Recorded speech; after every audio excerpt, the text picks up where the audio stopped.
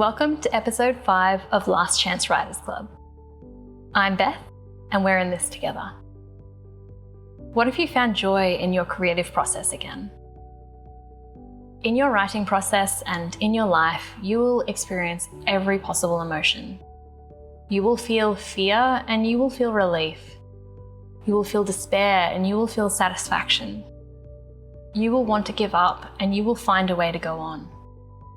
These experiences are part of the rich tapestry of human life. Feeling doubt or fear or even despair at times doesn't mean you're doing it wrong. But my hope is that that's not all you will feel. You deserve to find joy in your creative process again. Joy, in my experience, is a mysterious and fleeting force. It's not something that can be manufactured. There's no formula for joy. This isn't a how-to.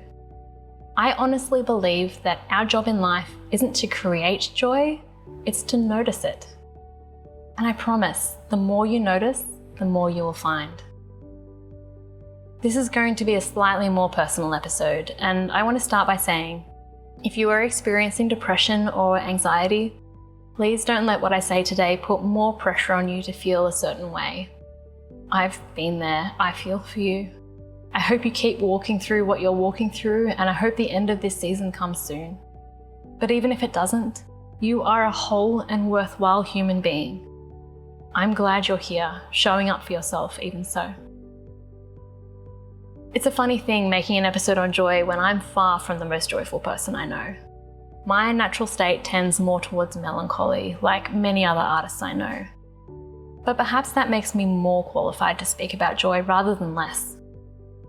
When joy is hard to find, you learn how to look for it. You learn where it hides, and you learn what keeps it away. Let's start with that. If you're showing up to this episode feeling like it's been a long time since you found joy in your creative process, I wonder if any of these are true. Have you tied your self-worth to an outcome? Do you believe writing a novel is only worthwhile if it gets published and finds readers? Have you heard yourself say, "I'll be happy when"? Joy is an opportunist. She wants to meet you where you are right now, not where you'll be in some far-off distant future.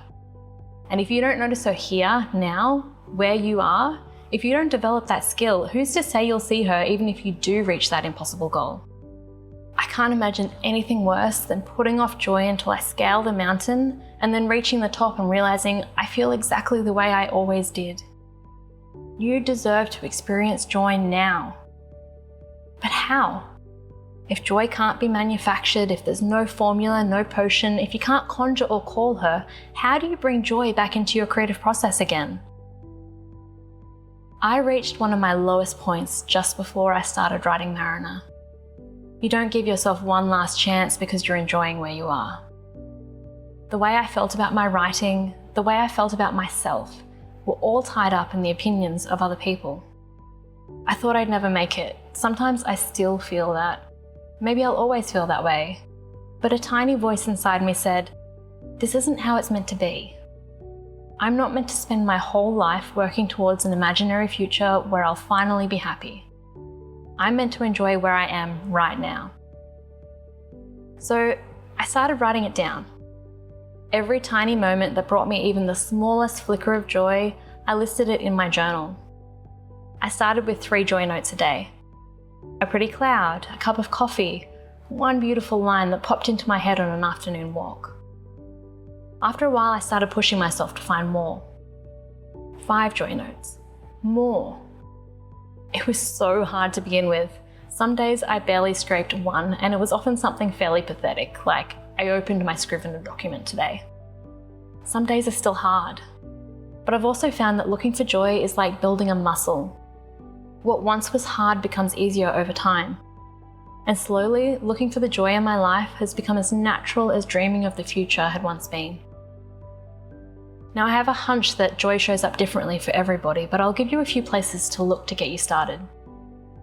Firstly, knowing that joy is an opportunist, it might be helpful to make a tiny daily goal you can work towards. Right now, as I'm starting a new novel, my goal is to write for half an hour every night when my daughter goes to sleep. Maybe you set a goal to write 100 words, or to make a brainstorming note on your notes app. Or think about your novel on your daily commute. Something small, something you can do. Remember, finding joy is a muscle. If you can experience it when you meet the small goals, how much greater will it be when you meet the big ones? Another way you might invite joy into your creative process is by making it beautiful. Clean your desk off, light a candle, pin a note or a feather or an artwork on the wall. Put an ambience on your second screen, make yourself a coffee in your favourite mug. Reward yourself for showing up by making your workspace a place you want to work in. Maybe it might be helpful to whisper a prayer of gratitude every time you sit down to write. I'm sure there have been times in your life where you've had no time or capacity at all to be creative. If you have half an hour today, if you have 10 minutes, that's something to be grateful for. You have within you a great creative force. That's something to be grateful for. You have the drive and skill to craft something beautiful. That's something to be grateful for. Finding joy is work, yes, but it's the most rewarding work you will ever do. If you've made it to the end of this episode, I am so grateful for you. I'd love it if you could write something down that brought you joy today in the comments. I read every one and each are added to my own joy notes for the day. Today's resource is the template I use for my daily journal with a section for my daily joy notes. I'll link that in the description below. Remember, it's only your last chance if you decide it is. It's never too late to find joy in your creative process again.